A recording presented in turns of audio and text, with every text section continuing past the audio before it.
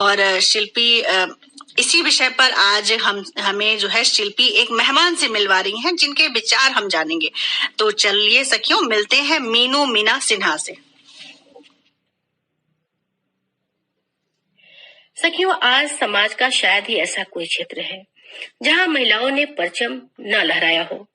हर क्षेत्र में महिलाओं की भागीदारी है, लेकिन उनके सामने आज कई चुनौतियां भी आई है। कारण है लैंगिक भेदभाव। कहा जाता है कि स्त्री पुरुष मानव समाज की आधारशिला है। किसी एक के अभाव में समाज की कल्पना नहीं की जा सकती। फिर ये भेदभाव क्यों? आज इसी विषय पर बातचीत करते हैं।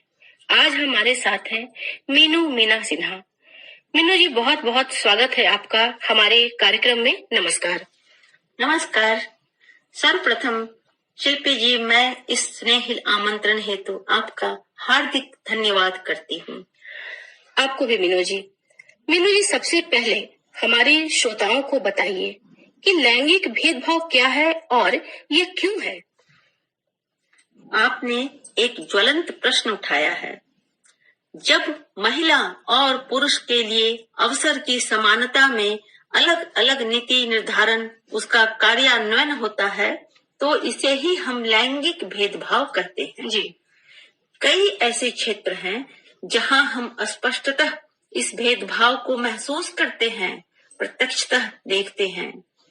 सामाजिक, आर्थिक, विज्ञान, मनोरंजन, खेल, सभी जगह यह भेदभाव देखने को स्पष्टतः दृष्टिगोचर होता है। बिल्कुल।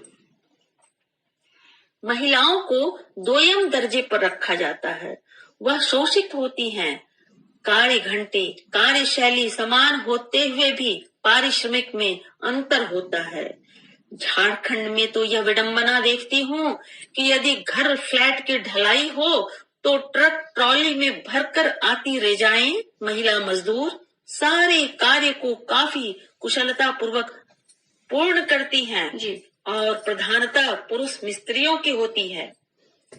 शिक्षा के क्षेत्र में यदि परिवार में लड़के लड़कियां दोनों हैं तो लड़कों की पढ़ाई को अधिक तरजीह दी जाती है वनिस्पत लड़कियों की पढ़ाई में इतना ध्यान रखा जाता है कि उनका भविष्य सुरक्षित हो। जहां तक प्रश्न है लैंगिक भेदभाव क्यों है, तो हम गहराई में जाकर देखते हैं कि हमारा समाज काफी पहले से ही पितृसत्तात्मक सामाजिक व्यवस्था के ताने बाने में बुना हुआ है। इस व्यवस्था को सुदृढ़ करना, इसकी महत्ता को अक्षुण्ण करना ही लैंगिक भेदभाव का मुख्य कारण है। बिल्कुल।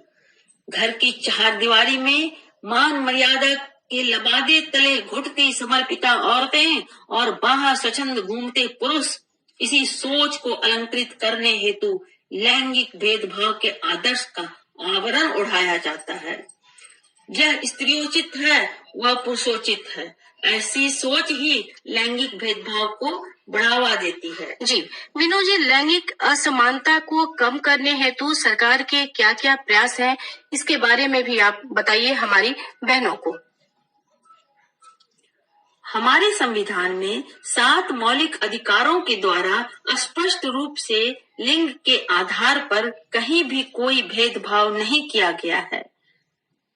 इसके अलावा पिछले 2-3 दशकों से वैश्विक पटल पर जेंडर बजटिंग का शब्द उभरा है। कानूनी प्रावधानों के अलावा किसी देश के बजट में महिला सशक्तिकरण और शिशु के लिए आवंटित धनराशि का उल्लेख ही जेंडर बजटिंग है। बिल्कुल। जिसके द्वारा सरकार लैंगिक असमानता को कम करने का प्रयास करती है।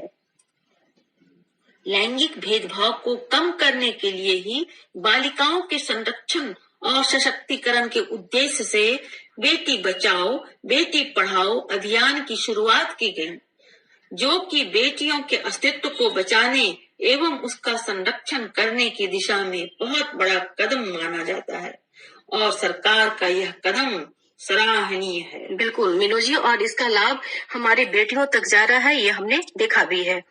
मीनू जी, समाज में लैंगिक भेदभाव को जड़ से कैसे खत्म करें, इसके बारे में बताइए।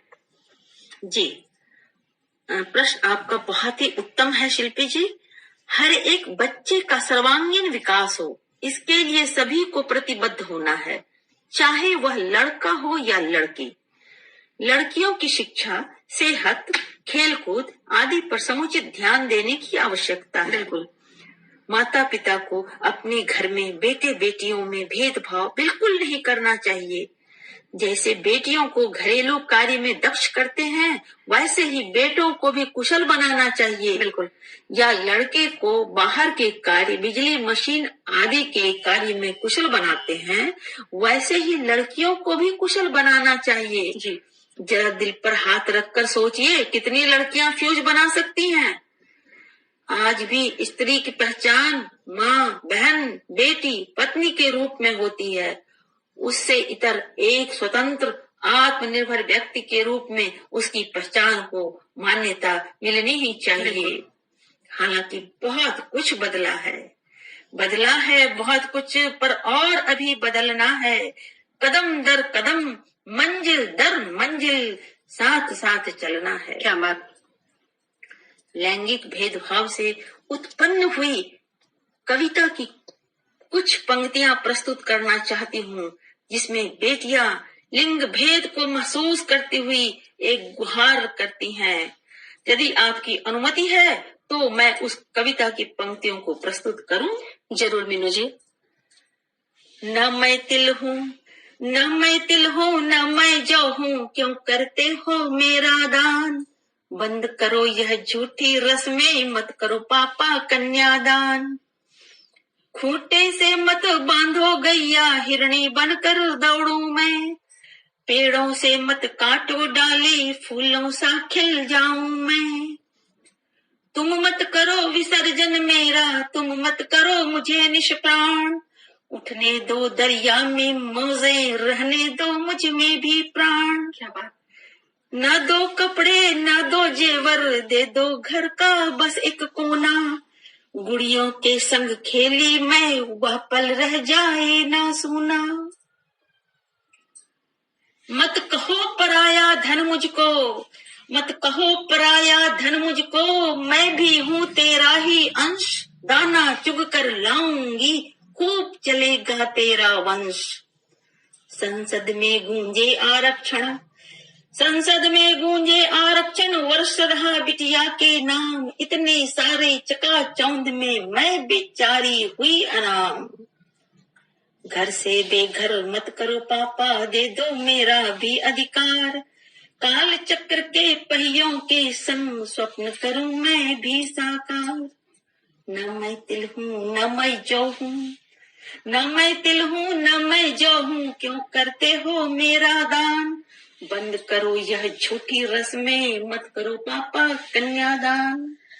सखियों, आपने देखा अभी कि मीनू जी ने अपनी कविता के माध्यम से कितनी अच्छी बातें हम तक पहुंचाई, और उम्मीद है कि आपको भी ये अच्छा लगा होगा। मीनू जी, आपने अपना कीमती वक्त दिया, हमारी सखियों को इतनी अच्छी जानकारी दी, इसके लिए आपका तहे दिल से धन्यवाद। और मीनू जी, चलते चलते लगता है कुछ आप कहना चाहती हैं, क्या कहना चाहती हैं, कहिए। जी शिल्पी जी, मैं यह कहना चाहती हूँ कि लैंगिक भेदभाव हमारे समाज का एक कोढ़ है, जिसका समुचित उपचार किया जाना चाहिए और समूल इसे नष्ट किया जाना चाहिए। बिल्कुल, धन्यवाद। तो बहनों, अभी आप सुन रहे थे इस समाज में लैंगिक भेदभाव का जड़ से कैसे करें उन्मूलन, और हमारी मेहमान थी मीना सिन्हा जी, और उनसे बातचीत कर रही थी शिल्पी। और इन्होंने बहुत अच्छी बातें हमें बताई कि हमें लैंगिक भेदभाव जड़ से खत्म करना है, क्योंकि हमारे समाज में बहुत सारी ऐसी बुराइयां हैं जो हमारे समाज को पीछे लेकर जा रही हैं। तो इसलिए हमें आगे बढ़ना है और अपने बेटे बेटियों को दोनों को साथ में आगे बढ़ाना है और एक जैसा पालन पोषण देना है। और प्रतीक्षा, तुम्हारी बात से मैं पूरी तरह सहमत हूँ कि सच में आज बेटियां कहीं भी बेटों से कम नहीं है।